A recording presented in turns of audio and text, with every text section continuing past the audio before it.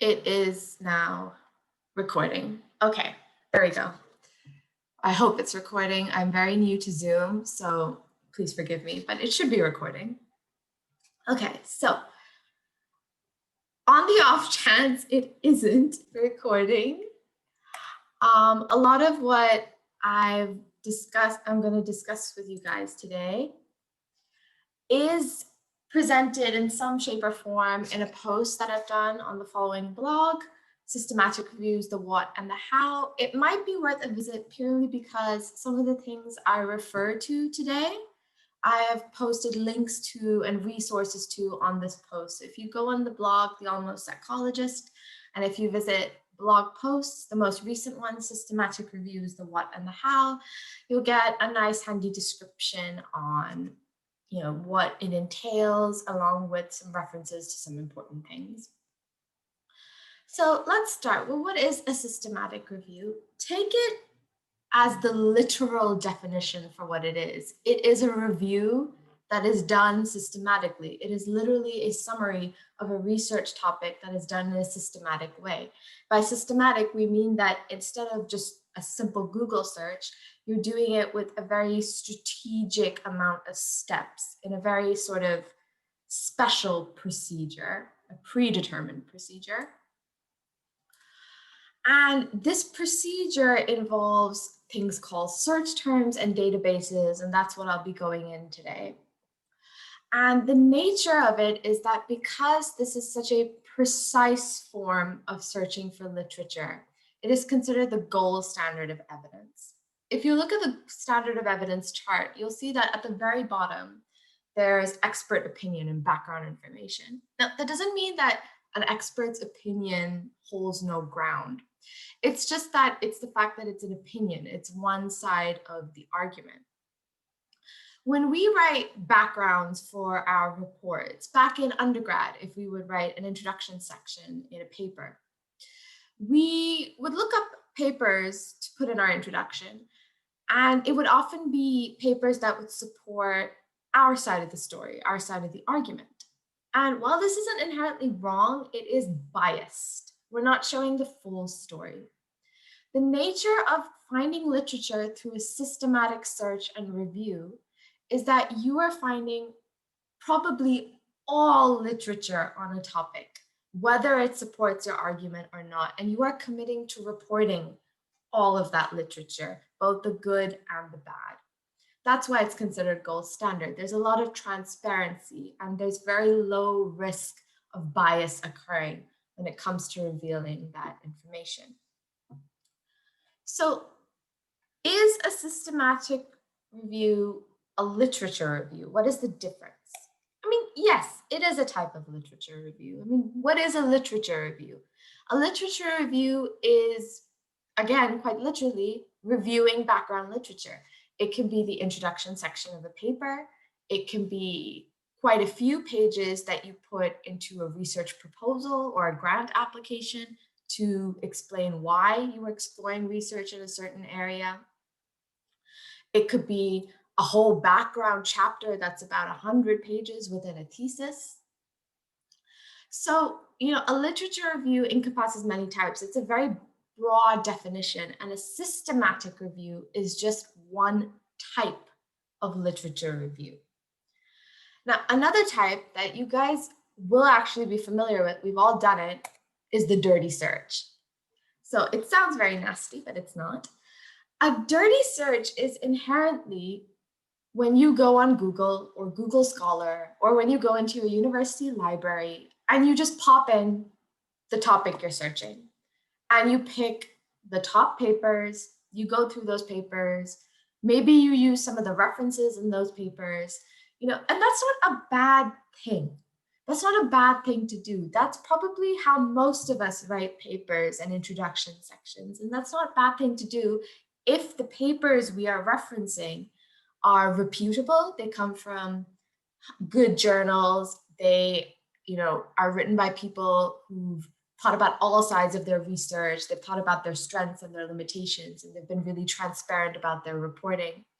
And it's best if it's quite recent. So unless you're providing some sort of timeline that, oh, back then, this is what happened, and now we do this, It's best to usually report research that is about maximum 10 years old. So this is inherently what most of us do. This is called dirty searching, and it's quite normal. It's perfectly okay. And most of the time, it's probably the best thing to do when it comes to an assignment. So if you're writing a paper, instead of doing a whole systematic review for an introduction section, you would just do a dirty search. You need to know when you need to be doing a systematic review. A systematic review is best to do when you want to explore a certain subject. You don't actually know what's out there about that subject. You want to confirm it. You want to know the full view yourself. That's when you would do a systematic search, when you want to get the full picture of a certain topic or a certain area of literature. So some of you may have heard that systematic review is meta-analysis. They kind of go hand in hand. Are they the same thing? No, they are not the same thing. Systematic reviews are the step that happens before a meta-analysis. So what is meta-analysis? Again, take it literally. It is multiple analysis. So for example, imagine you have a study where someone was measuring the efficacy of a treatment for anxiety, and they report how well that treatment went in their study. They would have done a quantitative analysis or a statistical analysis, and that would be one study. Now imagine you have 10 such studies. All of them, maybe they've had different sample numbers or different populations. They've explored it in different ways, but all of them are exploring the efficacy of that treatment for anxiety. What you could then do is take all the results of all those studies and do a mass analysis of them.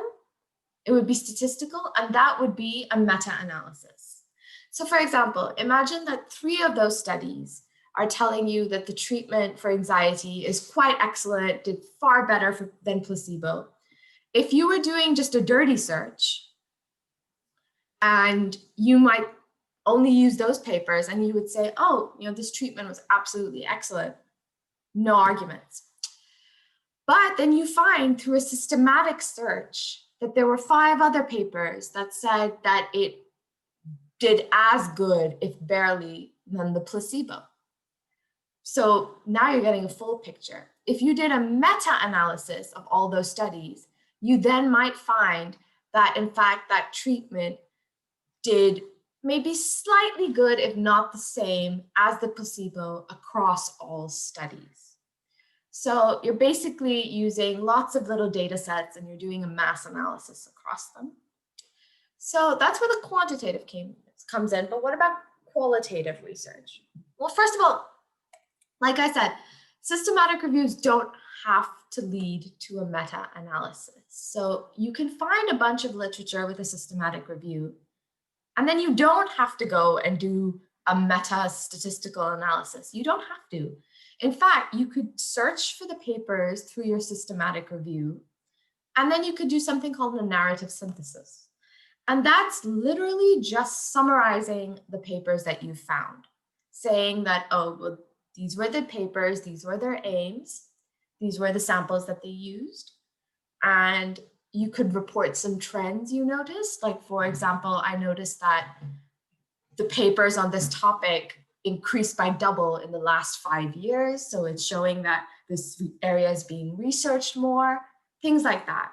You would be inherently providing descriptive data about a lot of studies, but not inferring anything.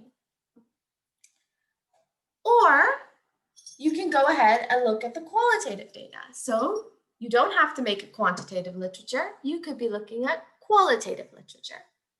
So for example, this is a review that I did. I wanted to do a qualitative analysis of the sort of recruitment and inclusion measures that researchers undertook in the UK to include ethnic minorities in dementia research. So I wanted to know basically what little things they did in their methods that could make their research more inclusive towards any ethnic minority group. So that meant kind of searching for every UK-based dementia research that included an ethnic minority, and then extracting data on their methods. And just, doing a qualitative analysis on it as you would on, say, data extracts from interview transcripts. And even though this is in a way a form of meta-analysis, because it's not statistical, we don't get to call it that. When your analysis is qualitative in nature, you have to describe it as either a qualitative analysis or qualitative synthesis. So essentially, that is what I'm going to be talking about today, the context of doing qualitative synthesis and how that works. But before I go into that, we need to talk about Prisma. A systematic review can report on mixed methods. So for example, like my anxiety example, I could do a meta-analysis on the efficacy of the anxiety treatments, and that would be the statistical part. But I could also similarly extract data on how they recruited their participants and, that would be sort of qualitative information because it's not numbers, it's written data. It would be things like, for example, I convenience sampled my participants, I used flyers, I developed information materials that were interesting for them, that made sense to them, and that's sort of qualitative data. So in that sense, it is mixed method. It just depends on what kind of data you're choosing to analyze. If it's going to be numbers, it's quantitative. If you're analyzing extracts, it's going to be qualitative. If you're doing both, it's mixed methods. Is that all right?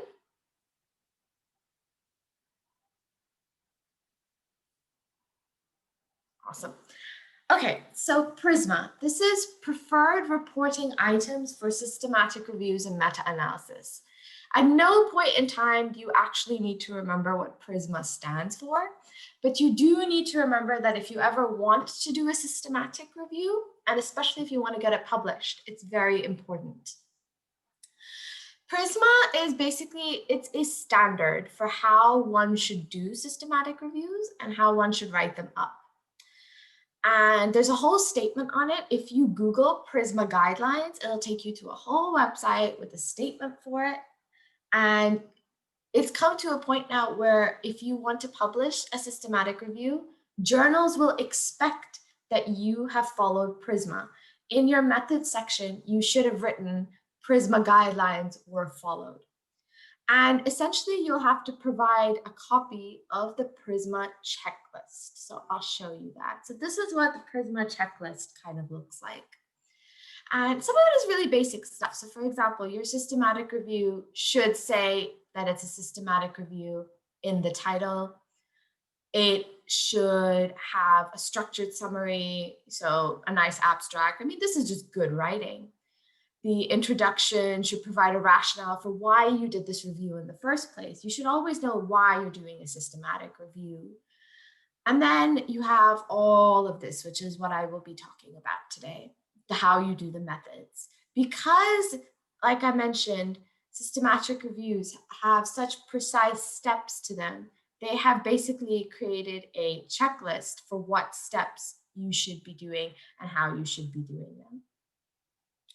And you would basically fill out this checklist and you would put it as an appendix to your submitted publication. And you would say that, yeah, you filled out a Prisma checklist and you followed the Prisma guidelines. It's just good practice. So when it comes to the systematic review, there are 3 steps: searching for literature, screening through that literature, and then extracting data from that literature. So these are your 3 main steps. And the first step is searching for literature that meets your topic, which means that you from the get-go, need to have a really good idea of what your topic is. With systematic reviews, you can't go ahead and have a really broad topic. You can't decide, oh, I want to do something related to depression. Because what that's going to do is, because systematic reviews give you all the literature on a subject, it's going to give you literally millions of papers. You need to know exactly what niche area you're trying to explore. And from there, you'll be able to search for the right thing. So I'm going to be going into that. First, I'm going to talk a little about PICO. Don't worry too much about PICO. This is something that works better for meta-analysis, but I will mention it because usually when people talk about systematic reviews, they always say, oh, what's your PICO? Do you know your PICO? And it's just very annoying, but it's a thing. PICO stands for participant or population, intervention, comparator, and outcome. So PICO can be very good if you're trying to figure out how to structure your research question or figure out what elements there are in your research question. So let's give you guys an example. Say you want to conduct a systematic review on reminiscence therapy for people with dementia. Can anyone venture a guess in the chat who the participants or population might be?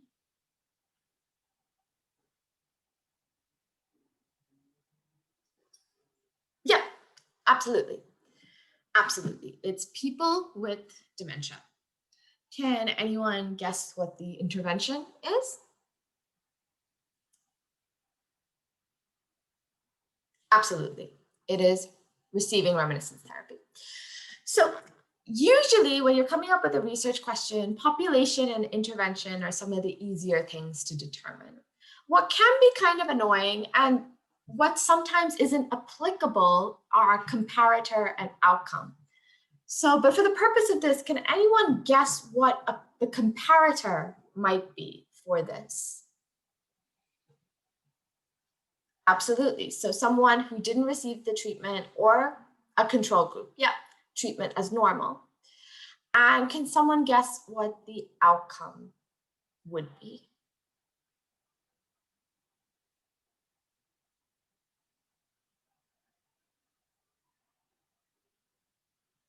Yes, reduced or improved symptoms. Absolutely, well done. So can you guys kind of see how PICO can be very good for quantitative basis? So if I wanted to do a meta-analysis on something like the efficacy of reminiscence therapy, I know off the bat what my PICO is. I know that I'm looking for studies that involve people with dementia receiving reminiscence therapy against a control group in which we're observing whether there was reduced or improved symptoms. My research question is very clear.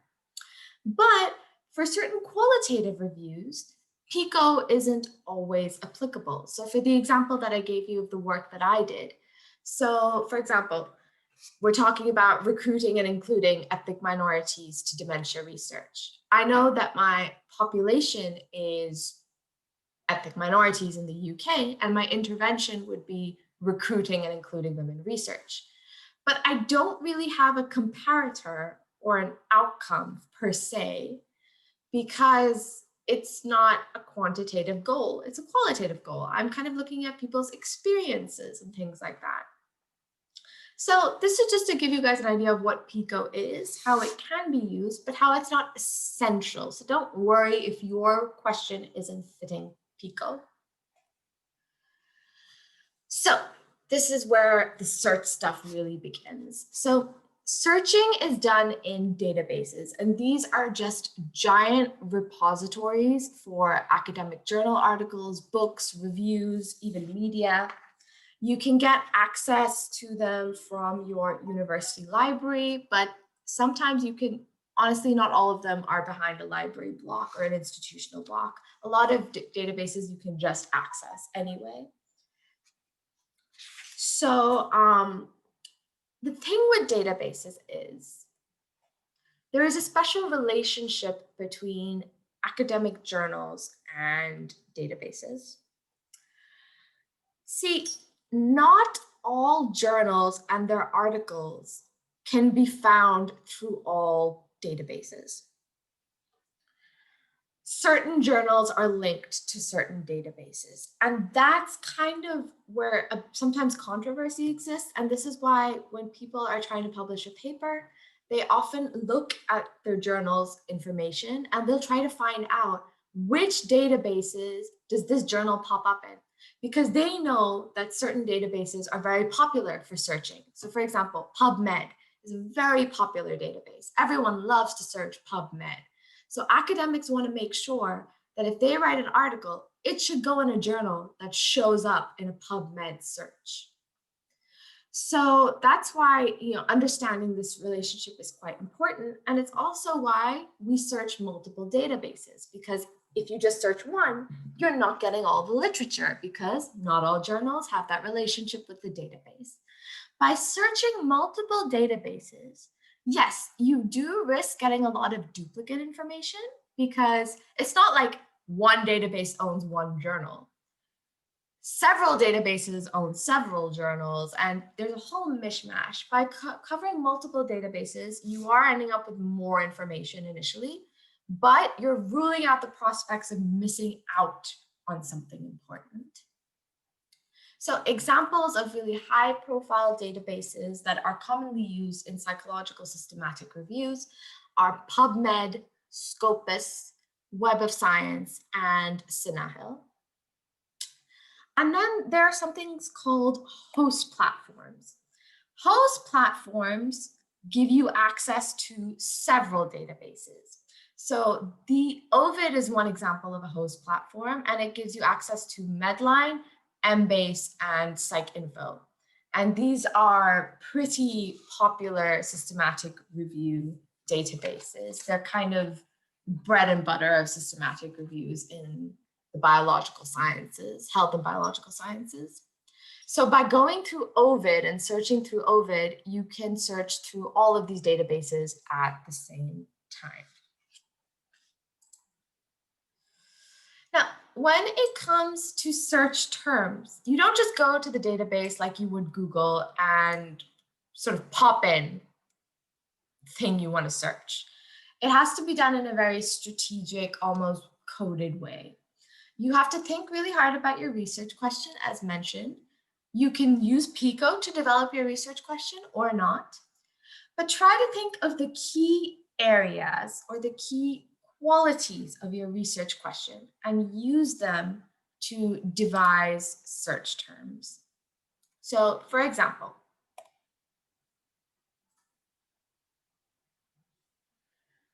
if we wanted to conduct a review of literature on the treatment of depression in British ethnic minorities. So this is our question. We want to review this literature. We could do a dirty search. We could Google this exact statement, treatment of depression in British ethnic minorities, and take the top searches.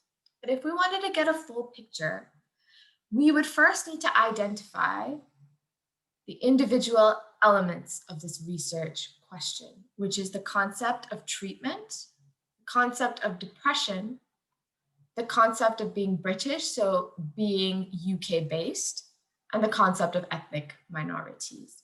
We want to search these individual terms. These are the terms we want to pop into our databases. But not all papers are going to refer to treatment as treatment, to depression as depression, to British as British, and to ethnic minorities as ethnic minorities. This is where the concept of search terms come in. You have to think about all the different ways that papers might refer to a certain concept. For example, when it comes to treatment, your search term might be treatment, but it might also be intervention and therapy. Depression might also be depression, major depressive disorder, depressive symptoms. When we're talking about British, we're talking about research that is solely based in the UK. So we'd want to have a whole host of terms that restrict it to UK-based literature.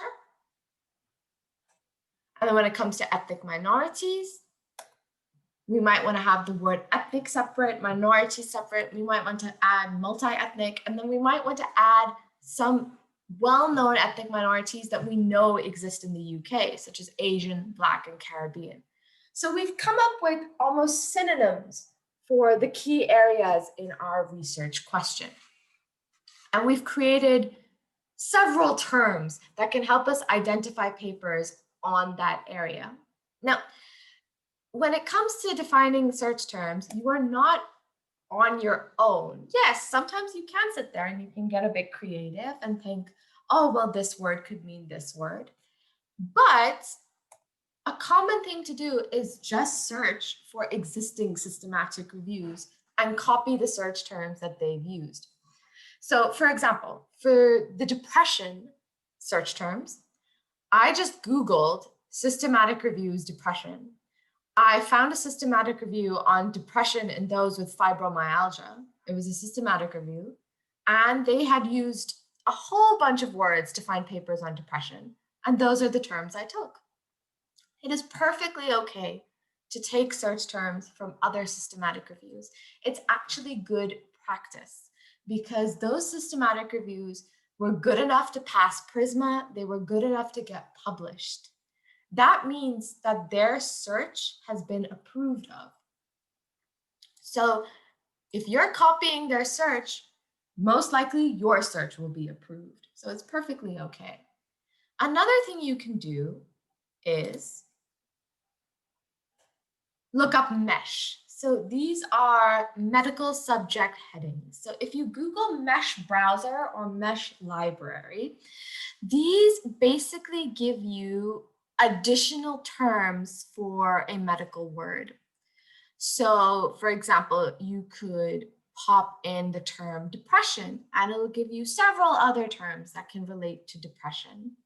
And you could use those as your search terms. So this is how you get creative and you build your search. You come up with lots of different search terms. You want to be creative. You want to come up with as many as possible because that's going to make sure that no literature slips through your fingers because, oh, they used a different word than you, even though they're talking about the research thing that you want to talk about. So then we come to search strategies. So you have all your search terms that you've put together, but how do you use them? How do you input those search terms into the database?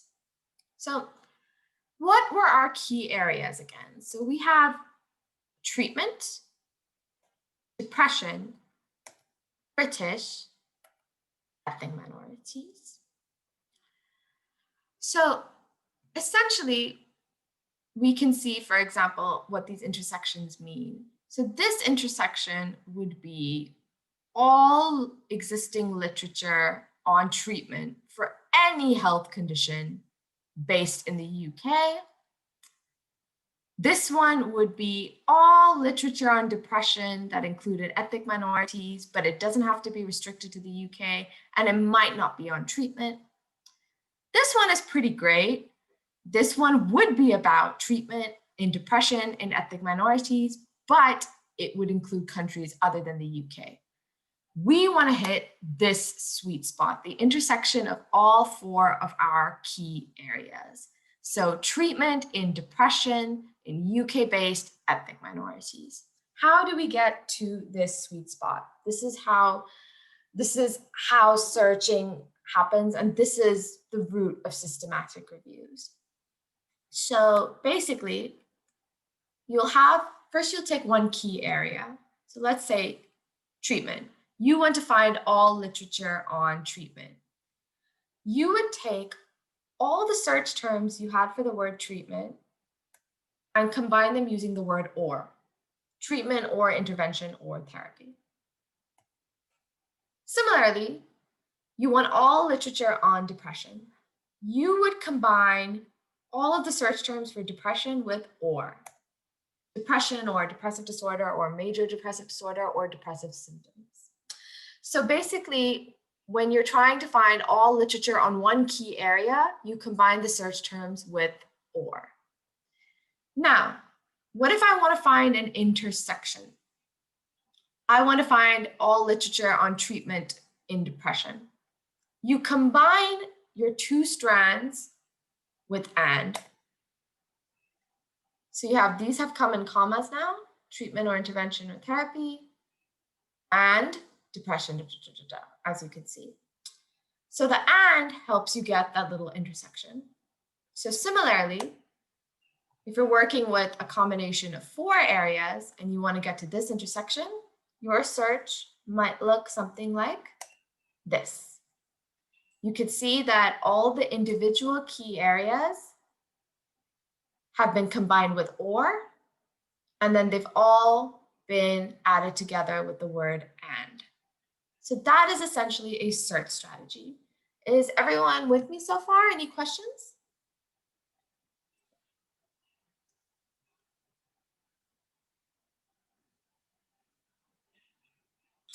Awesome. Okay, so this is a very basic idea of how the search strategy works. However, good question. So when it comes to brackets or quotes, this will depend on your database. And I'm going to show you guys a demonstration of how sometimes the database just automatically adds that stuff for you. So that's going to happen right after this next part. So we can actually improve our search strategy even further. So for example, we have the concept of depression. We want to find all the literature on depression. These were the search terms that we originally decided on. But we have one problem. These search terms do not account for the word depressed. They will only give us depression and so on and so forth. How do we get depressed? We use an asterisk. So an asterisk is very, very, very important when it comes to systematic reviews. And this asterisk will work across all databases. Basically, whenever you put an asterisk after a certain number of letters or a word, it will find every word in literature that has this at the beginning of the asterisk, which means, for example, with depressed asterisk, it'll give you depressed, depression, and depressive. So now, instead of one search term finding one thing, we have one search term finding 3 different things. So it would be able to find all these additional papers. So our new search might look something like this. So this is called truncation. Similarly, with ethnic minorities, for ethnicity, you could do ethnic asterisk to cover ethnicity, ethnic group, ethnic minority. You could do minority, could be minorit, asterisk to cover minority, minorities, and minority group. And this is what the overall search might end up looking like. So this is just another way to improve your search, using the minimum amount of words to get the maximum amount of papers. Then this is a common one that arises.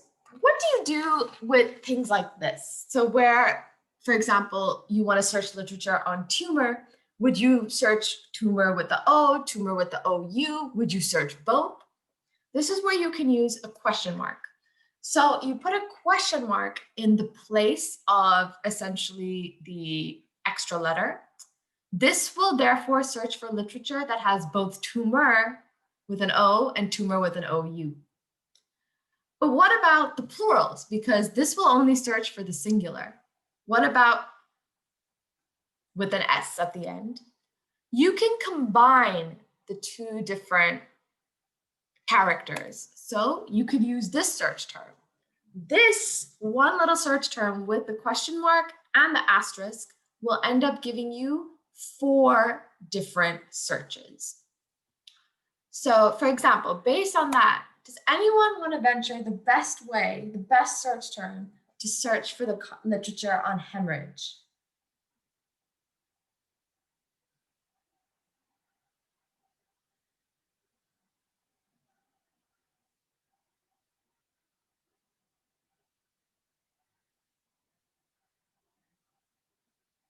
Yeah, brilliant.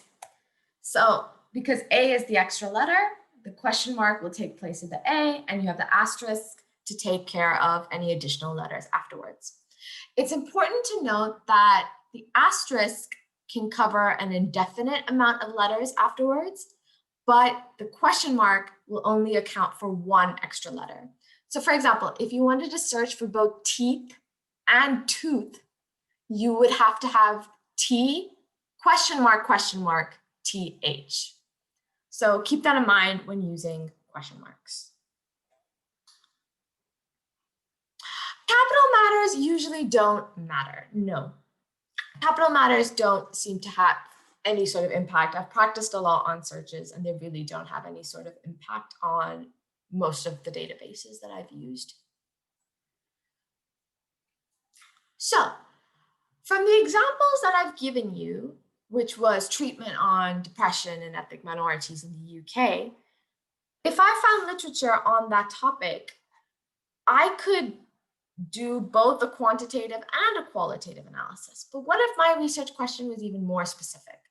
What if I wanted to conduct a review on literature on British ethnic minorities' experience of treatment of depression?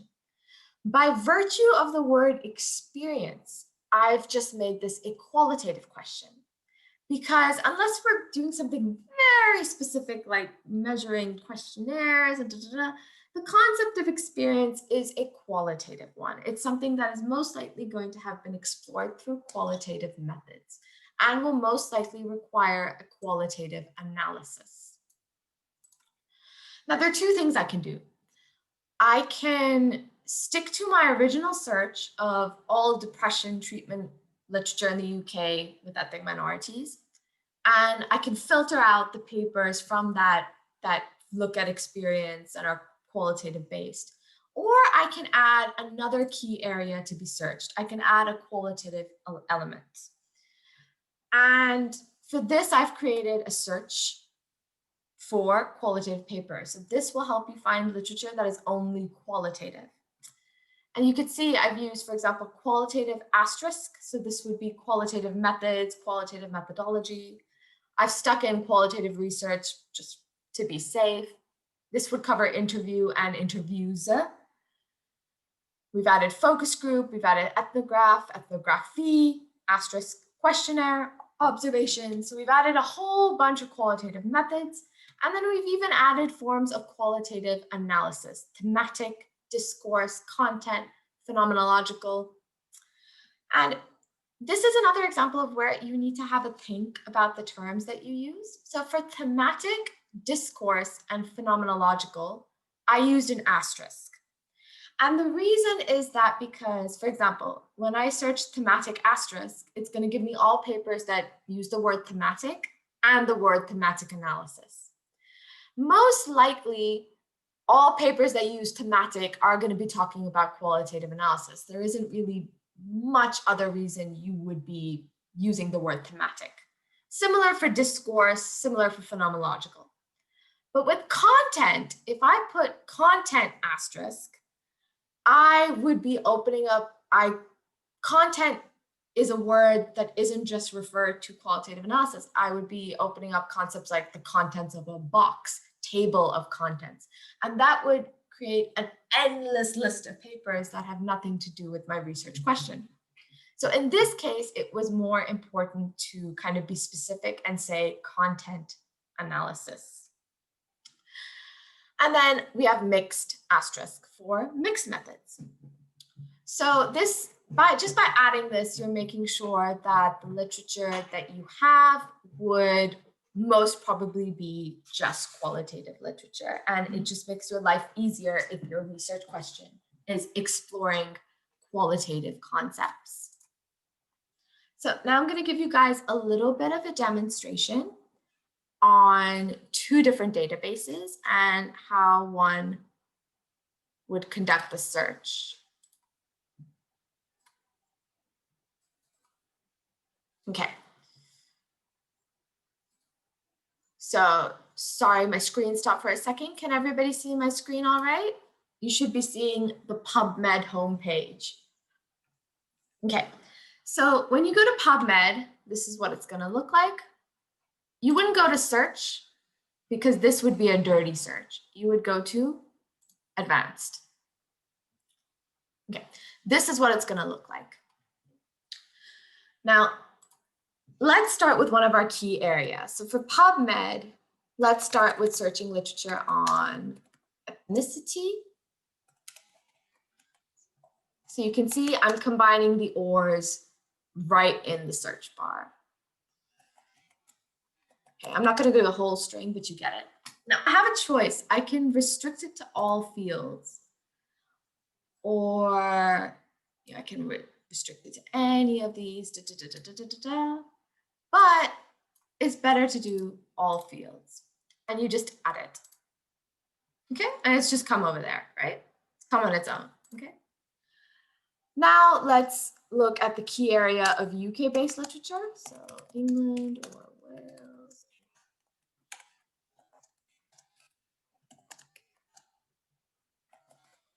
Okay, once again, I've combined everything with or.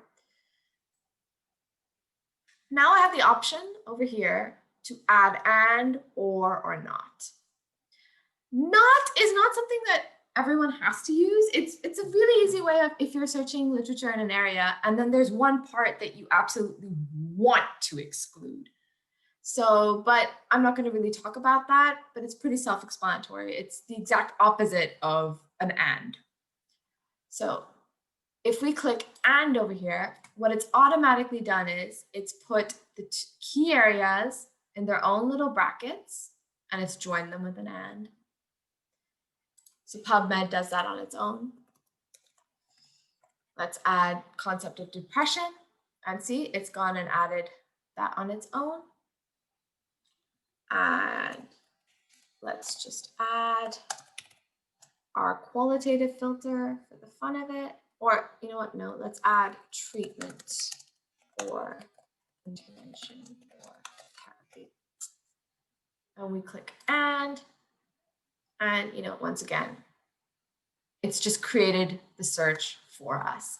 And with PubMed, it, like you could see, I've been practicing since last night on a bunch of things. It kind of saves it for you, so you can always come back if you want to try another search or something like that. So you press search.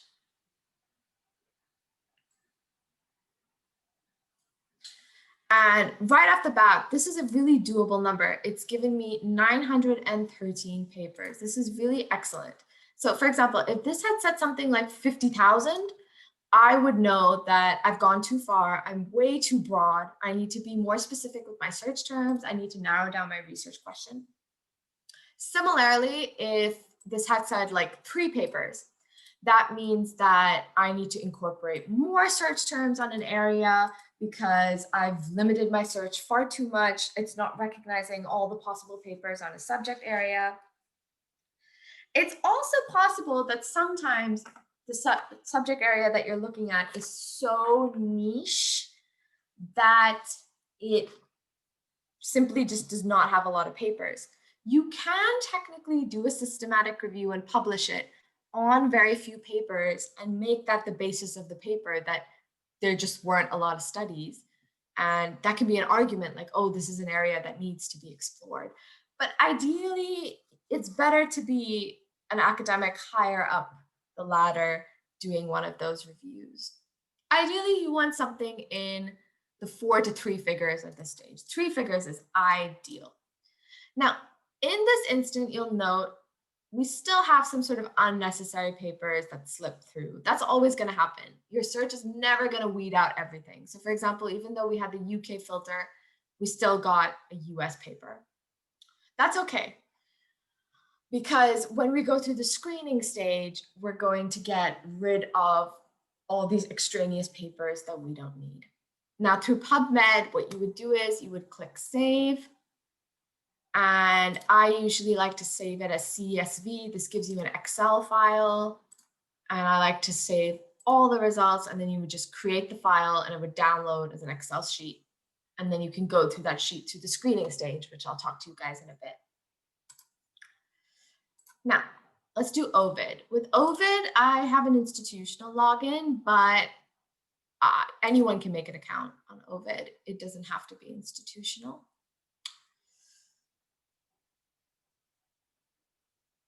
So Ovid will open up like this. So because Ovid is a host platform, it's going to show you several journals, a whole list of journals.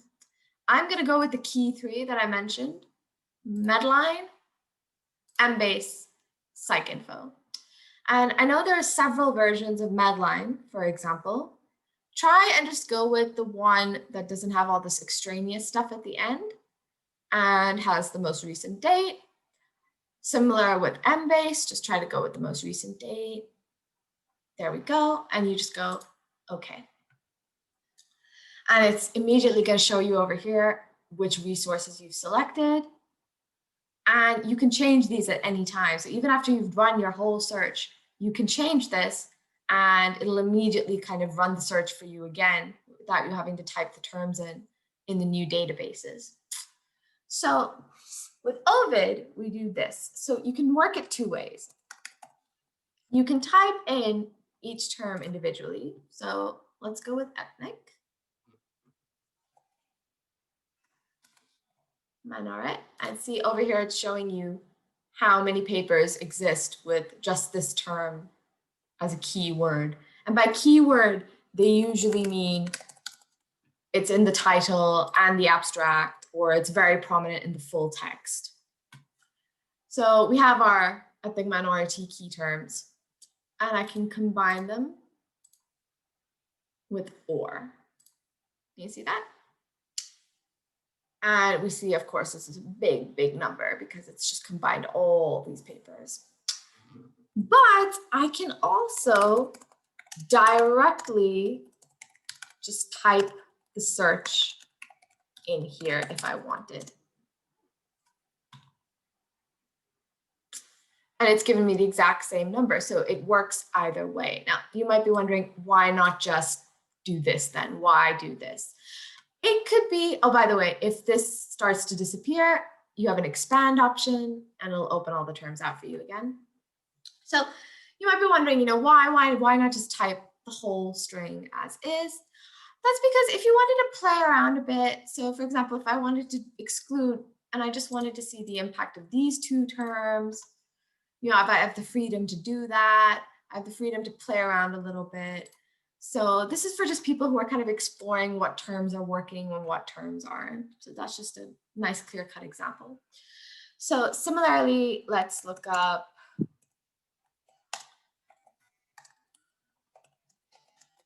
the search terms to make it UK-based. Right.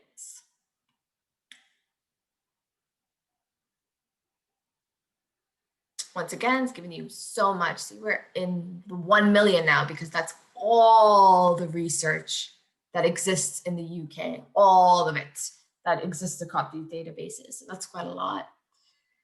And then let's just do the term depress. We search that. Now, this is something very important to consider. This is something you can do across all databases. So because our literature is looking at treatment in depression, yes, it's very likely that the words ethnic minorities or UK-based wouldn't be in the title of a paper. But if a study is on depression or on a population of people with depression, it's probably going to have the word depressed or depression in the title. That's why we would be reasonably okay to type depress and restrict it to the title. See, restrict it.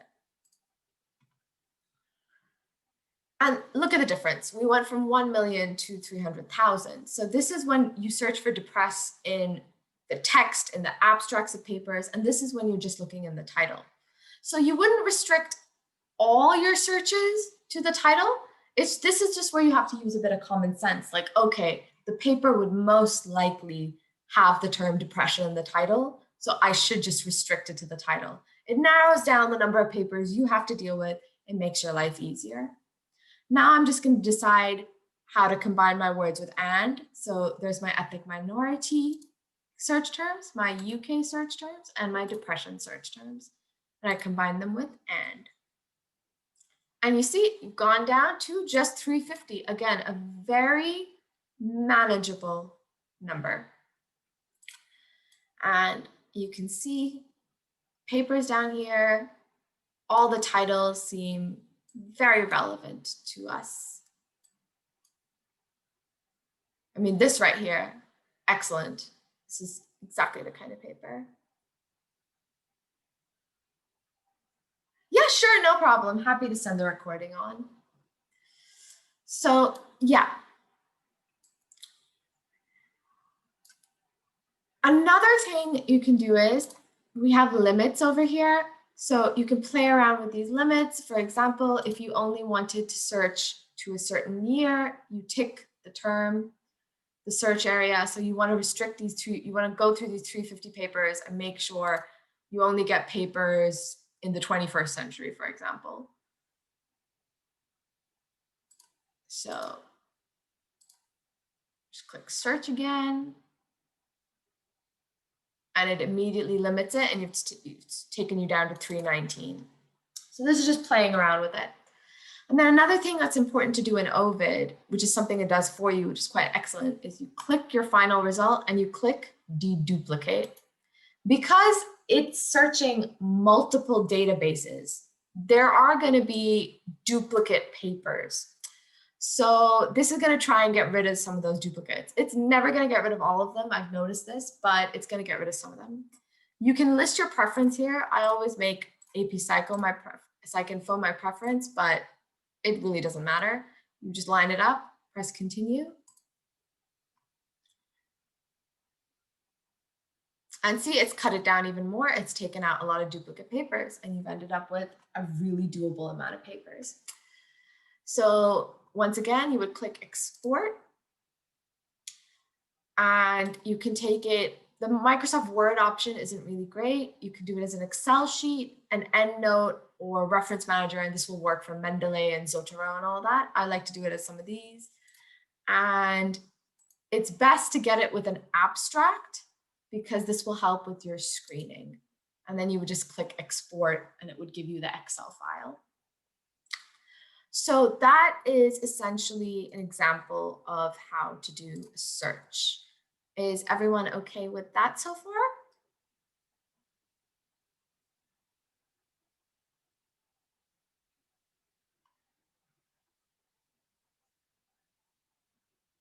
Awesome.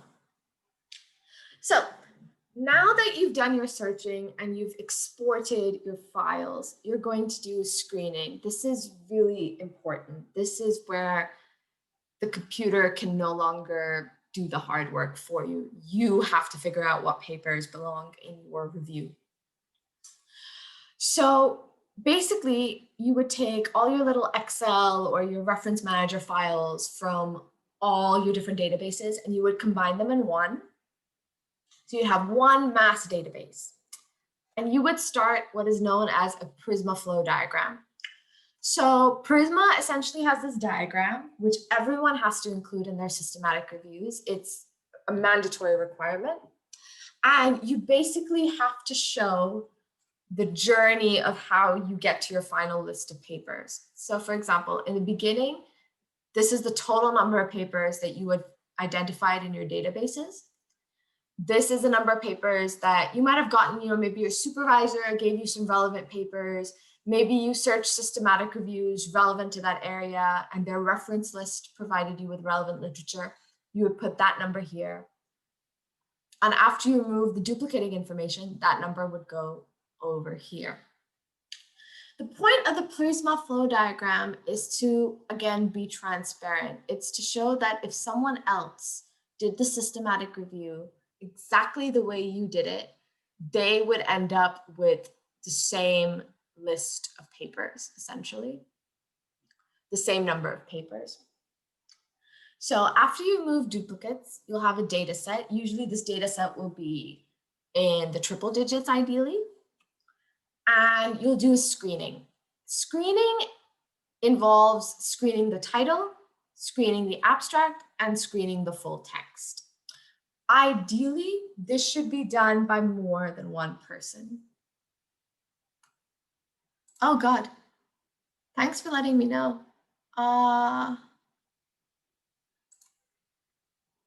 Yeah, it got stuck.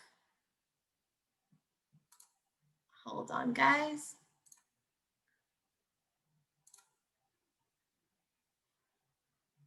Are you seeing it now? Are you guys seeing the Prisma flow diagram? Awesome. So yeah, so basically at the top, this is the results of your database search.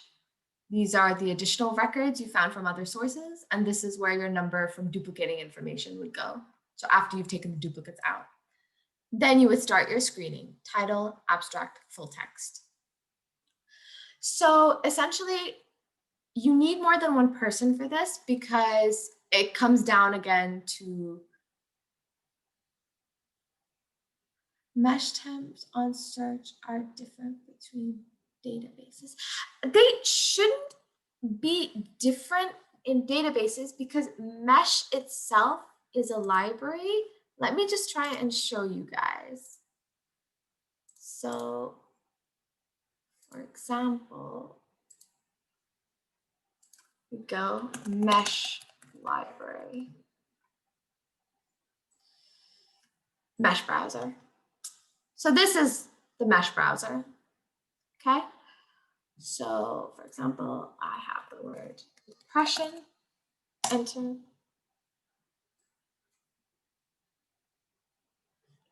It's gonna give me all these terms down here to consider.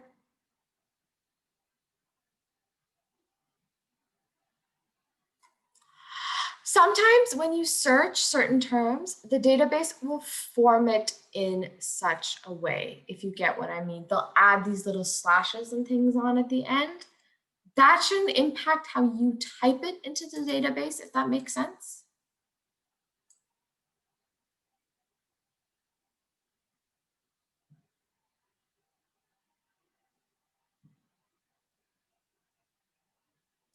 Because essentially a database can't restrict a term. Yes, I ran multiple databases at once.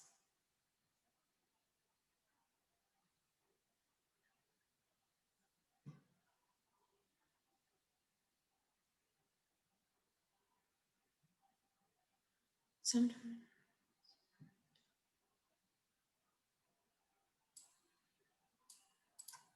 Sorry, Nafisa, I'm a little bit confused by your question.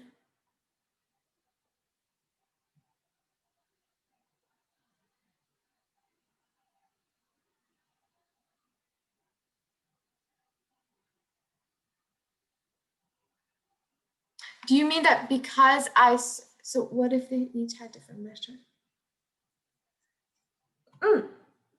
So are you saying that, for example, one database would only search for anxiety and one for anxiety disorders? Because it shouldn't be that way. The databases will, it's just as if for the other day, anxiety as a mesh term. No, the other all databases would and should recognize all the terms because the databases are just looking for literature that have those terms in their text. So it can't not recognize a term, if you get what I mean. If it doesn't have any papers that have that term, that's a different matter, but it should be able to recognize all terms.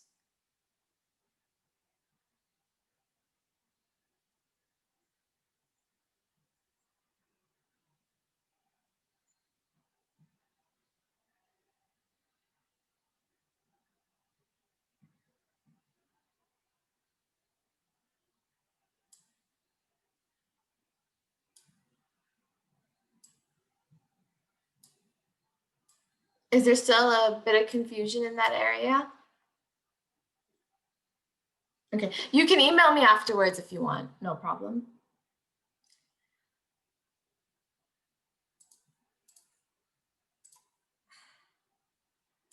Okay, so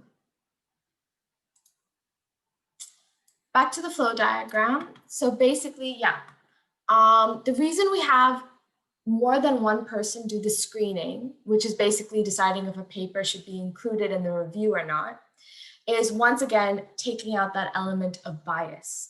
We want to show that if we gave two people the same body of literature and they screen through it, they would end up with the exact same list of papers to include. And right now, this isn't a mandatory requirement, but when you look to publish a systematic review, it is something that reviewers are kind of eager to pounce upon, like, oh, how many people were involved in the screening process? And if you only say one, it is something that they will criticize you on, and it could be one of the reasons why they choose not to publish your systematic review. So when it comes to screening, essentially what you would do is you would have your Excel file or your reference manager open with the entire list of papers, and you would start screening them by title, which means that you would start getting rid of the papers that you are 100% sure aren't a part of your review. So for example, that one paper we found that was based in the US that somehow snuck through our search, just by reading the title, we are 100% sure it is not a part of our review. We would get rid of it. In instances where we're not sure, where just by reading the title, we're like, oh, I don't know, I'd have to read the paper, you wouldn't get rid of it at that stage. You'd be like, okay, I'll keep it for now. Then after you screen the titles and you've written down the numbers that, after titles, I had this many papers, you would screen the abstracts. You would go through all the abstracts and you would read them. And that should once again make it clear, whether a paper belongs in your research or it doesn't. You would again exclude abstracts. You would record how many you excluded and how many you decided to keep. And then you would go through the full texts. And going through the full text should make it absolutely perfectly clear what paper belongs in your subject area and what doesn't. So even if you weren't sure at the title or the abstract point, you will be sure at full text. And that is what you will record over here. The reasons why you excluded a full text article and the ones that you included. For full text articles, it's best to note down why you excluded them. So when you were getting rid of abstract papers because of their title and their abstract, you don't need to include a reason. You just have to say, oh, it's gone, it's gone. But when you're excluding the full text, it's best to give a reason. So you might want to say, oh, we excluded 5 papers because actually they weren't UK based, or we excluded 6 papers because actually they weren't about depression. And at this point, you would ideally end up with a really nice double-digit number. And these would be the papers that you would go on to analyze or synthesize qualitatively. This additional box is for if you were going to do a meta-analysis, but in this case, we aren't going to be covering that. So you would just end it over here. And this is when we would do extraction. So now that you have, is it good to have different search for different, how would you know when to do this? Ideally, you should have the same search strategy or essentially the same search terms for all the databases, because when you report your systematic review, they're going to ask you in the methods section what search terms you used. Now, it might be that the way they were combined, the database kind of played around and it coded them in a different way. That's fine. But ideally, you should have used the same search terms and the same kind of combinations across all databases, because you'll be asked to provide an example. So for example, if you look at the breakdown on the Ovid search, you would be asked to make a table of that and kind of put, in one column, the search terms that you used, in the next column, the number of papers that came up. So they're going to ask you for an example search strategy. So ideally, it should be the same across all databases. Yeah.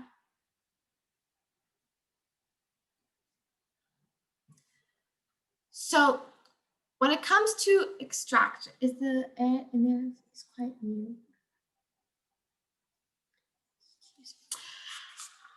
So your area might be unexplored, but try and, I guess, look at your field. Look at your overall field. So for psychology, for example, I can even send you guys a paper. The databases that I mentioned in the beginning are the best practice suggested ones, PubMed Web of Science, Scopus, and things like that. So there is a point. Often, a lot of subjects are unexplored, but they belong to a broad field, and those broad fields always tend to defer to the exact same databases because there are not that many databases out there.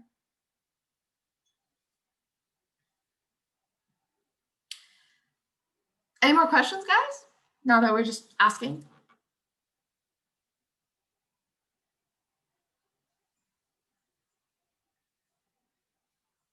Oh, well, if anyone has any questions, just go ahead and chat it out, no problem. Okay, so once you have your papers, you're going to begin extracting data from them. And this first starts off with a quality assessment. So because a systematic review has to be transparent, you're essentially, like I said, you're not really providing a biased argument, are you? You're not just showing the best parts of a certain area of literature. You have to report both the good studies and the bad studies. So essentially, you also have to provide an assessment of their quality to see if not just the results were good, but was the best research done? Were the methods good? For quantitative research, you use risk of bias tools, and these assess how much risk was there for bias to occur in a study.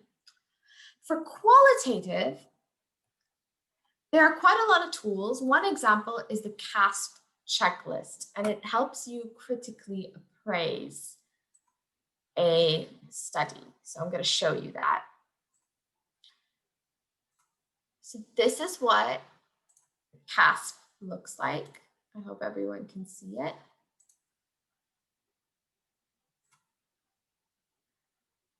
Hold on, just opening the chat.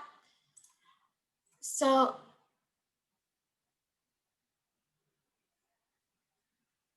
oh, thank you. Yeah, no, I'm happy to send it over. No problem at all. I'm happy to send over the recording. No issue.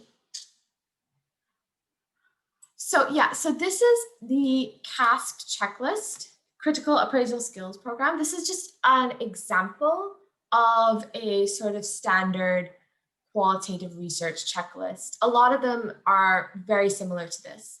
For each study, you would go through the checklist and you would look at things like, did it make a very clear statement of the aims of the research? Is the qualitative methodology appropriate? So for example, was qualitative methodology needed for that study? Was the research design appropriate? So for example, if they've done interviews, was it necessary to do interviews? Was it the best choice? Could they have done something else? Was the recruitment strategy appropriate? Was the data collected actually data that addressed the research question, or have they, gotten data that was unnecessary? Yes, if you're looking at mixed method studies, you should ideally assess both. It depends not on the type of data you're extracting, but on the design of the actual study itself. So if the paper is a quantitative paper, you can only really assess it quantitatively.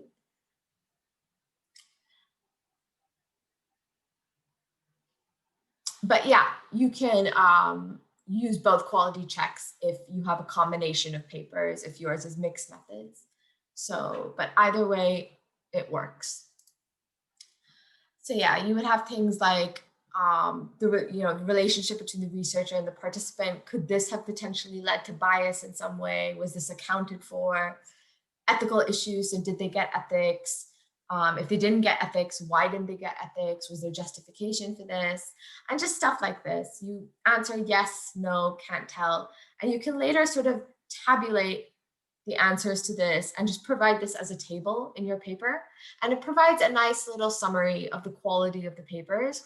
And if you can just provide one or two sentences describing the table. So for example, one paper I found said that majority of the papers answered yes to all the questions on the critical appraisal list. So that meant that they were all of really good quality.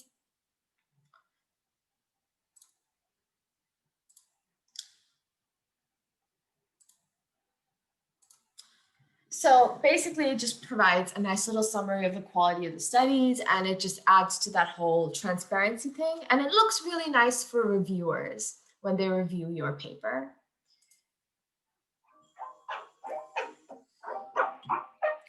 So then you have the actual data that you're going to just extract from your pages, your papers. So these are used with extraction sheets. The extraction sheet it's honestly just something fancy you make on Excel or Word in the form of a table.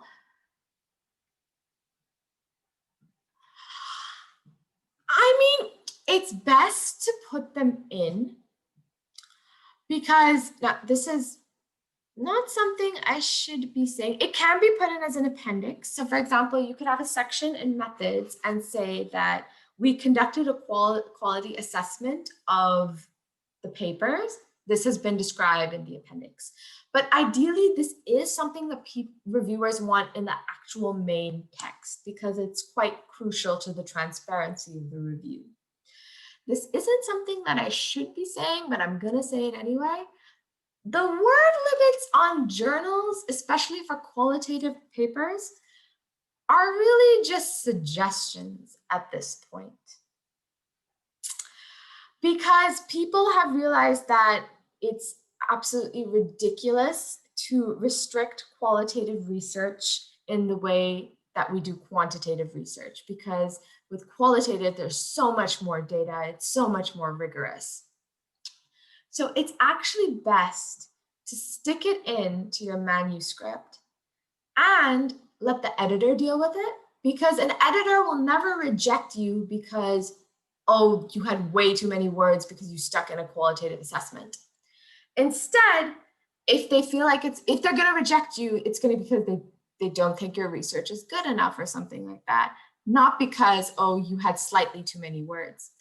So the editor themselves might tell you, hey, would you mind putting this in the appendix? So let the editor worry about that. You should not feel afraid to put that in your main text.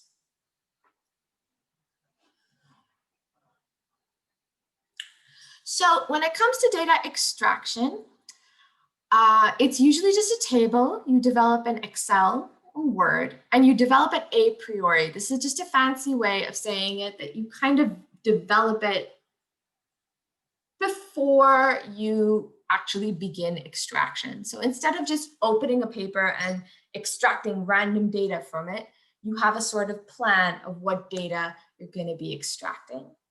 And you pilot it, which means that you use that extraction sheet to extract data from one or two papers, and you see if that was the best way to do it, or if your extraction sheet needs some work.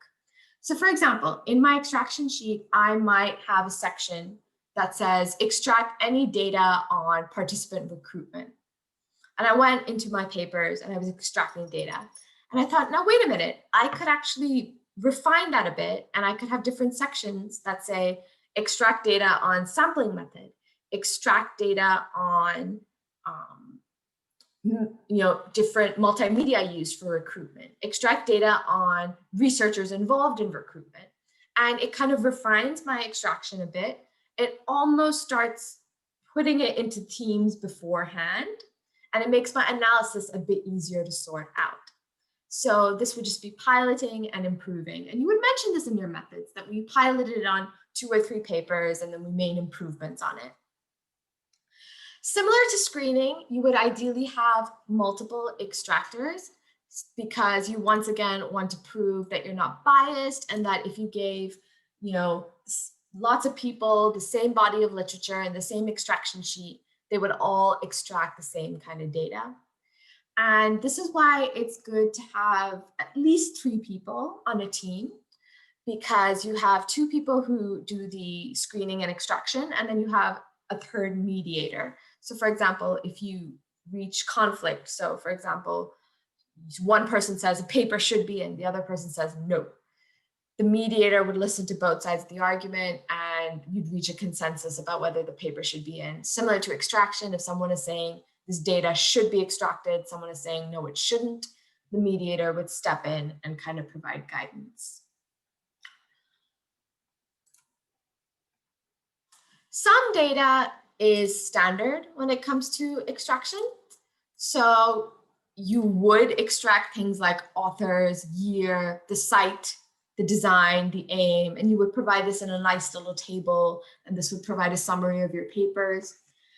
But then you got to think about the sort of specific things that you would extract when you develop an extraction sheet. And this is where I'm going to kind of take you on a bit of a journey with a review that I did. So my recruiting and including ethnic minorities in dementia research in the UK. So just taking you a little bit on the journey. This was the search we kind of used. So just going back to the search term. So this was literature on dementia, literature on ethnic minorities, and literature on the UK. So this gave me all UK-based dementia research that included ethnic minorities.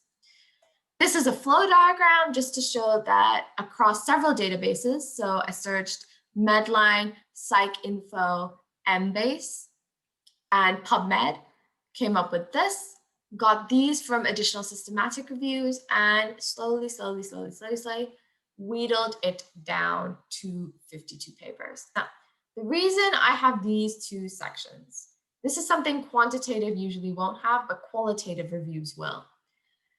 These were the number of papers I ended up with after I did my screening. So 52 papers I ended up with, and I searched 52 papers for data, but only 33 of those papers actually contained the data that I needed.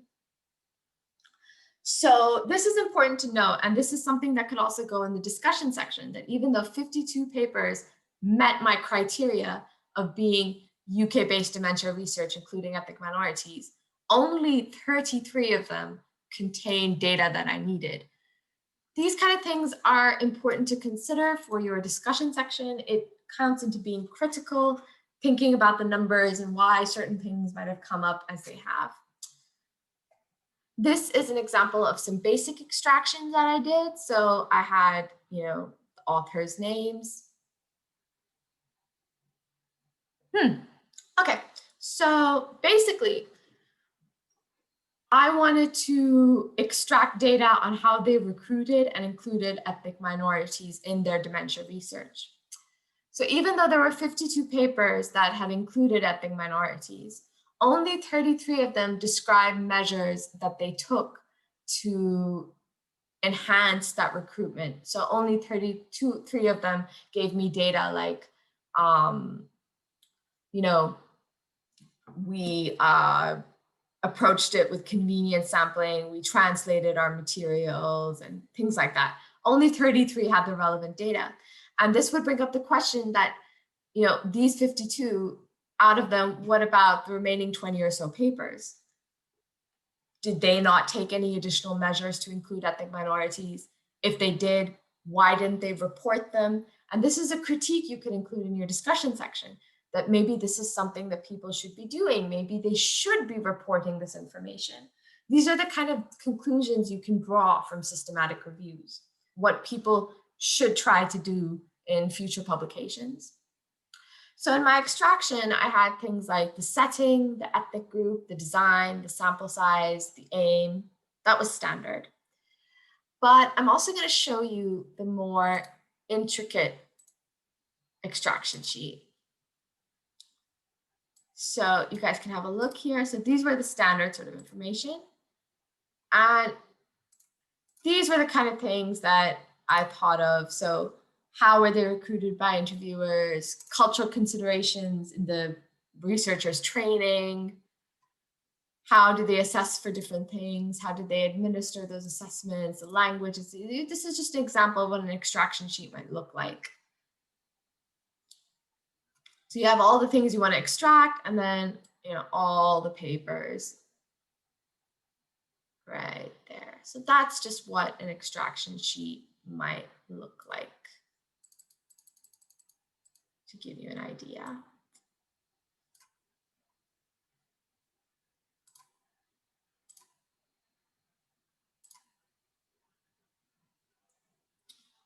So basically, Similar to how you would analyze qualitative data, so data extractions from interview transcripts, you can do the same thing with the data in your extraction sheet. And this is a legitimate picture of my kitchen. That's my fridge. That's my wall. And this is a review that I've been working on these days with Anvita. And basically, I just printed out on recycled paper, reused paper. I printed out all the individual sentences from the data I extracted, and I started just kind of organizing them into themes and sub-themes in the exact same way that you would do with any qualitative study.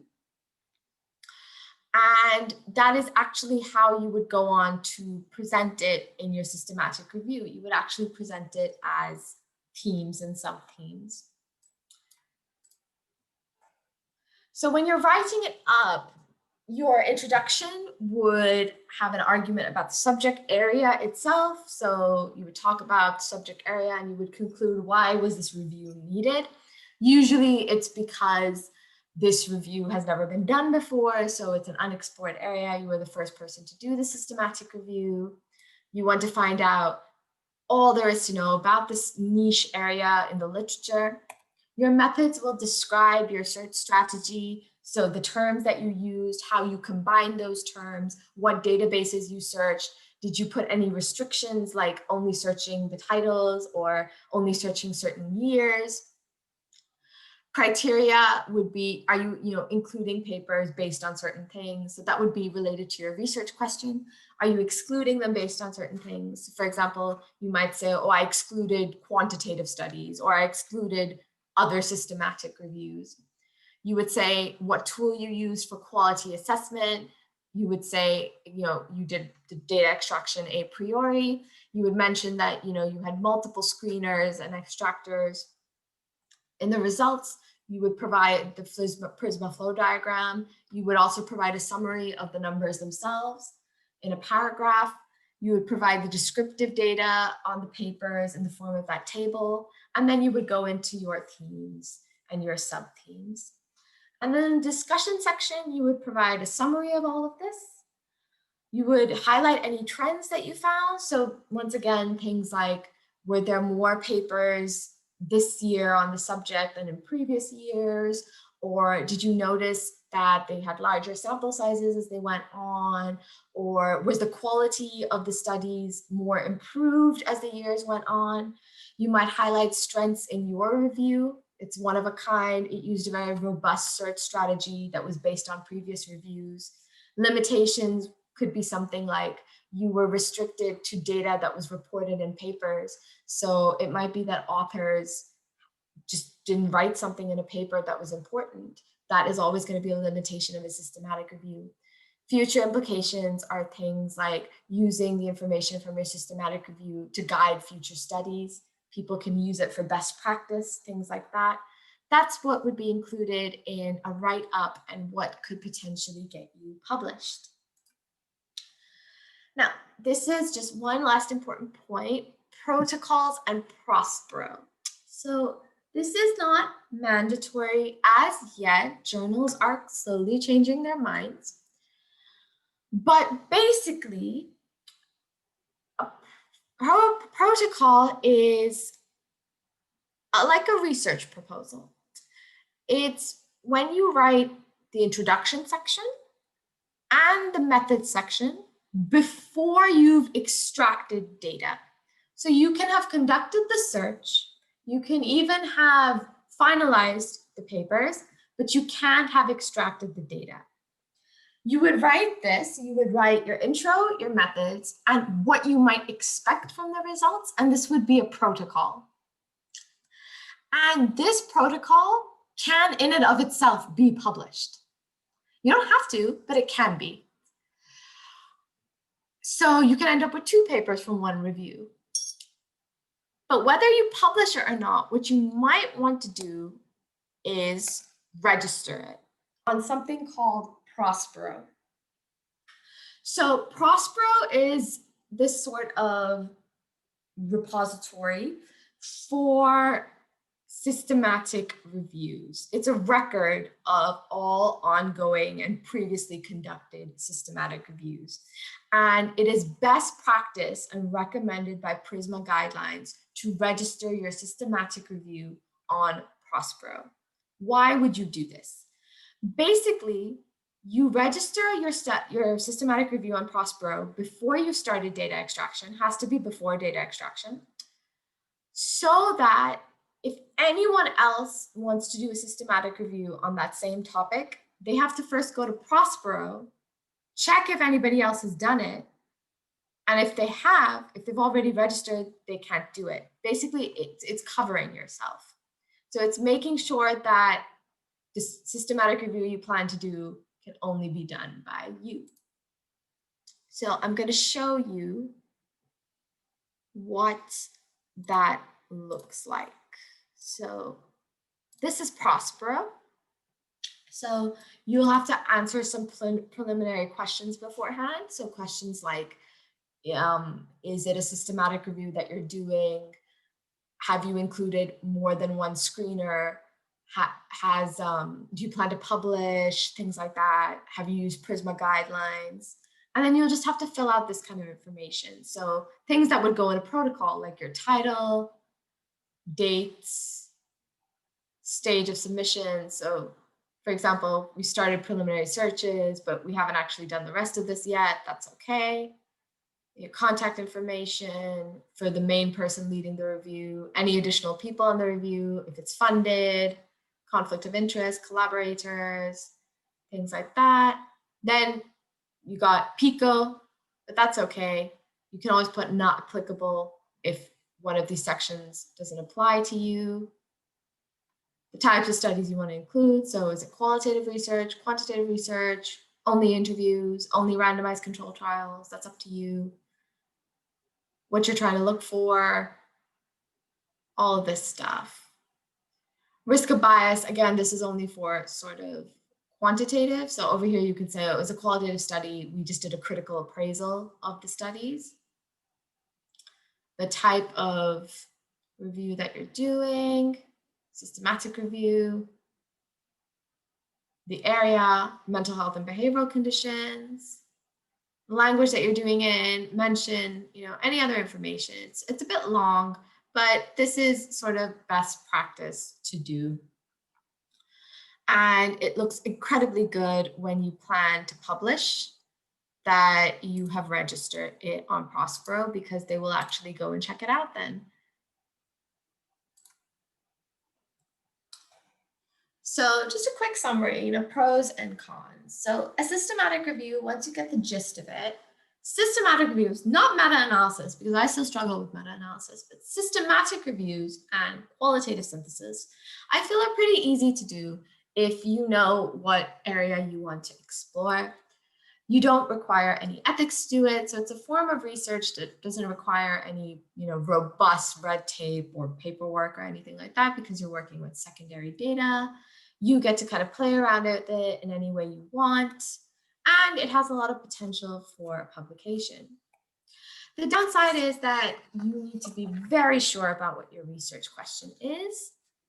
You need to have a very clear idea of the different elements of that research question, and that it has an expiry date. So for example, if I have done research based on interviews, I shouldn't, but I can kind of hold on to those interviews for quite a while. So whether it takes me a year or two to write it up, no one else is going to have that data. That data is never going to expire. It's never going to get stale. So I can analyze it whenever I want. I can write it up whenever I want.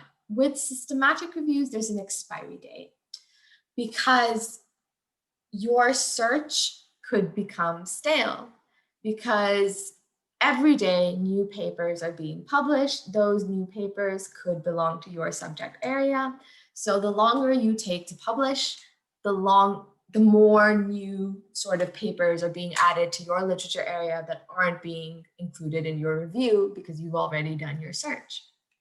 Now, that doesn't mean that because you're a month into your systematic review, it's gone stale. Systematic reviews can be up to a year out of date and it will be okay. But for example, if you did a systematic review now and you waited 2 years to extract the data, or a year to extract the data, and then another year for the whole publication process, by then reviewers might begin to question the validity of your systematic review. They might say, oh, well, a lot of new papers have come out. Maybe you need to update your review. So it should ideally be done in a speedy way if possible. And yeah, that's it for me. If anybody has any questions, go ahead and pop them in the chat. I'm happy to answer them.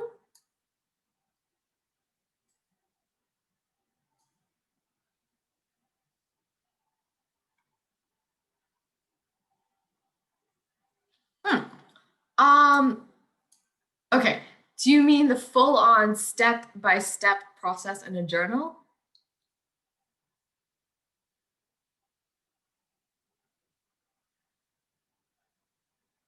Okay, let me see. Let me see if I can do this in the best way possible. So first, you'd want to figure out what journal is best for you. Usually you can once again kind of see what sort of, usually you can figure out the journal by looking at the papers that you've included in your systematic review. So you can see, oh, they've really, a lot of these papers seem to be coming from BMJ Open, or they've seemed to be coming from, methods in psychiatric research. Academic publishing is a bit of a game. So for example, if you have, hypothetically, 10 papers, 5 of those papers are from BMJ Open, you might decide, I'm also going to publish my systematic review in BMJ Open. You might be more likely to get accepted just because if they accept your systematic review, they just created citations for all their papers in BMJ Open that are in your review. Do you get what I mean? Also, I'll try and show you a little behind the scenes of how to get a paper in. Let me just look at Saba's question. How do you know you're answering the questions correctly? I studies into how can I make a judgment and say it was appropriate? Makes sense. Okay, I kind of get what you mean by this. And this is where having another person do it as well, and then having a mediator helps. So it kind of leads to your best judgment. And then you kind of compare it with how the other person has done it. And then the mediator is ideally someone who's had more experience in this, and they would be able to guide you. They would ask you, why did you kind of reach this consensus about this paper? What was your logic? If they feel that you're off the wrong track, they would, explain why. If they agree with you, they would tell you why. So this is unfortunately not very clear cut. This is more about your kind of best judgment. Does that make sense? Okay, so for every journal, there will be a for authors section. Go there. They will have all these guidelines that are very annoying on how to format, what sections to include, all this kind of stuff. Submission guidelines. It's, this is one of the most ridiculous things about academic publishing. And right here, BMJ Open insists that you have used Prisma for reporting systematic reviews. So just showing you the importance of Prisma. So they'll have all these kind of instructions. You follow these instructions and they'll have these kind of extra sections that you have to make sure you have.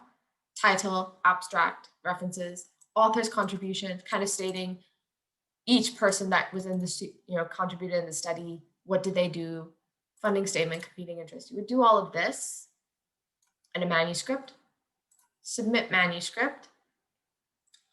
So we'll take you to an author portal. So my details are in author, right? And you can kind of see previous submissions. So for example, you can see where I submitted this paper, 17, and how long it took to get published. So nearly a year, giving you an idea. You would do start new submission. Each journal has a very similar kind of portal. They all seem to be using the same software, but ideally you would have to add your manuscript files and stuff like that over here. You would also add your appendices files. Oh, no problem, Fatima. I'll post some assignment stuff on the chat later today. So, but yeah, thanks for joining the training. So yeah, it's mostly just everything is here on this portal. So you would just sort of follow this, if that makes sense. Don't worry, I'll also try and provide a training on academic journal submissioning, but this is the gist of it. You will eventually just submit a systematic review in this portal. I'm sorry I couldn't go into more detail and detail. It's just a whole lesson in itself. I hope that's okay.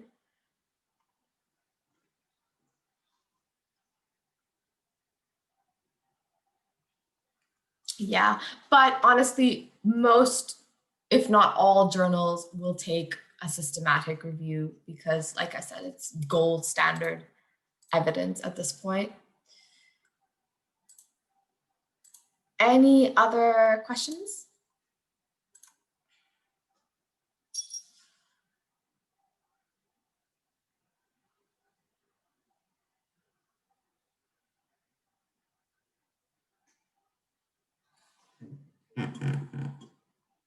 Oh, that's great. Yeah, if no one has any other questions, thanks so much for joining the training. I hope it's been useful and helpful for you guys, and it might convince you guys to try out systematic reviews in some way. I definitely know it's something I've done. Oh, thank you. I'm always a very nervous teacher, but I'm glad you guys enjoyed. And I mean, in future, if you guys ever do a systematic search, I mean, tell me about it. I would love to see what you guys do. So I will post out this recording to everyone who was present today. For the Iman project team, I will message you guys in a bit on our group chat about some assignment work that I have for the next few weeks pertaining to systematic reviews. So thanks so much, guys.